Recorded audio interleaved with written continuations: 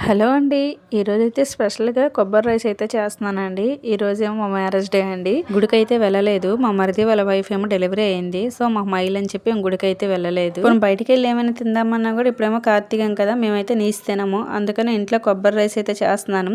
ఇది పిల్లలకు కూడా లంచ్‌కి కరెక్ట్‌గా సరిపోతది. టేస్ట్ కూడా చాలా బావుంటది. దీని ప్రాసెస్ ఏంటో చెప్తాను చూడండి. కొబ్బరికాయ అయితే ఫస్ట్ పగలగొట్టుకొని ముక్కలు కట్ చేసి పాలు తీసి పక్కన పెట్టుకోవాలి. బిర్యానీకి ఐటెమ్స్ ఏం కావాలో అవన్నీ కట్ చేసుకొని పక్కన ఉంచుకోవాలి.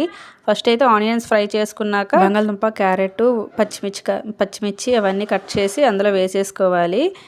గ్రీన్ ఇవి ఉంటాయి కదండి బఠానీలు, అవి కూడా వేసుకోండి. నేనైతే వేసేసుకున్నాను. అవన్నీ వేసుకున్నాక బాగా ఫ్రై అవ్వాలి. బాగా ఫ్రై అయ్యాక ఈ కొబ్బరి పాలు ఉంటాయి కదా, ఆ పాలు అందులో పోసేసుకోవాలి. పోసేసుకున్నాక టేస్ట్ తగ్గట్టుగా సాల్ట్ అయితే వేసుకోండి. టమాటా కూడా వేసుకోండి, టేస్ట్ ఇంకా బాగుంటుంది.